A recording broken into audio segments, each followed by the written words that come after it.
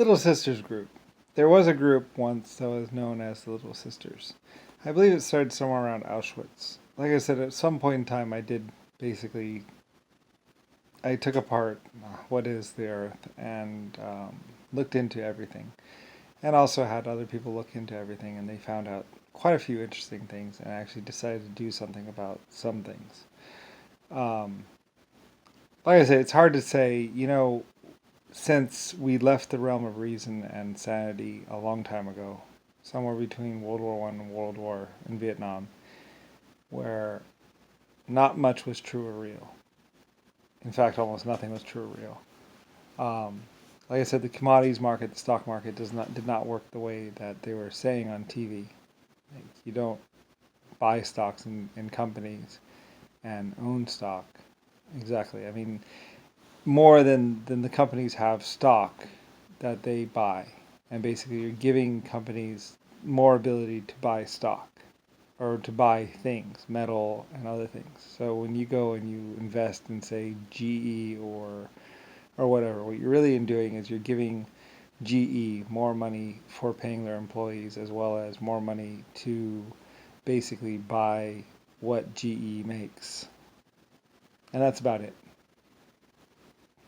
They're basically just group fronts. So you put in $50, and then next time GE buys something, they have $50 more stock. Not to mention their profit that they've accumulated over the years. Anyway, and that's all the stock market really is. So, anyway, and then plus market perception, all that other stuff.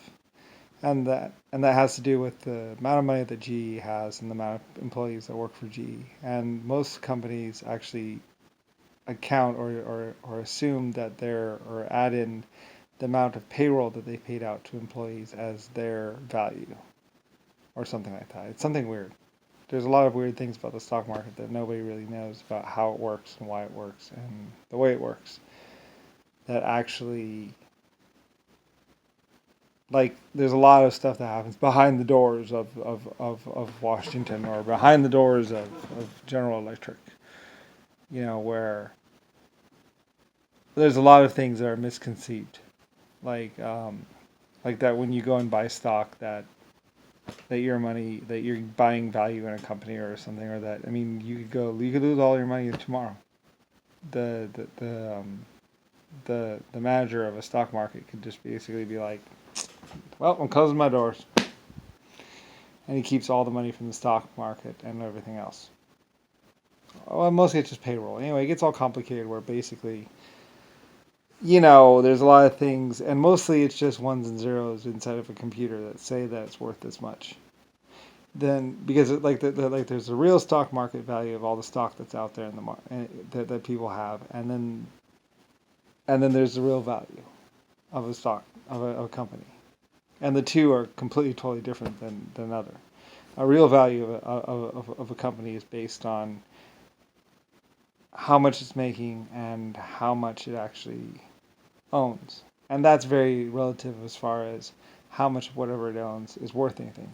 And that goes to land value and all kinds of, there's so many variables in it. And Nixon and everybody else would say, well, there's so many variables in it that you can pretty much write any number you want as far as what a stock price is worth. It used to be based on how much money and how much it made and how much money was in an account and all kinds of things that were actually real world. But somewhere around 1980 and everything else, we went and lost that. And now it has no basis in reason. It has more to do with some stock markets, some companies. They sell stock to get money, to basically have more money, to pay their employees, and to buy factories and stuff. But then somewhere around the 1920s or somewhere around the 1940s, basically people decided that, well, they can just sign it over, bitch.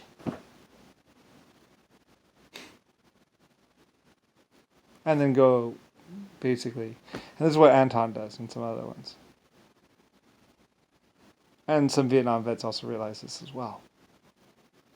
They just sign it over.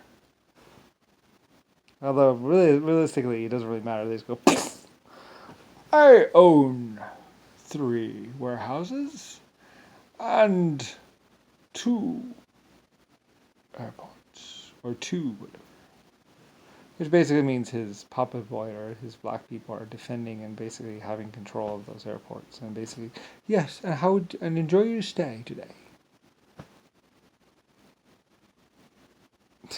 That's basically what started everything. Anyway, Little Sisters group was a group that was, I believe, born somewhere around Auschwitz or something like that, which is a bunch of women that didn't want to be raped or something like that, and wanted to pool their resources and pull it together. And basically, for a while, they actually had quite a bit of power. You see a lot of groups basically just rise to power and basically, or they get children, and pretty much it's just, you know, there's a way people think the world is and the way the world is. Anyway, and basically what it has to do with me and everything else is that at some point in time, pretty much, I basically grabbed a whole bunch of people, 250 million people, and basically said, look, you are going to repent or you are going to be tortured for 1,000 years. And they had some general idea that I could actually make this happen. Probably mostly because they knew I did. Lucifer Star. And quite a few of them chose the path of repenting. There are also those who just loved me and knew me and just wanted to have a good life.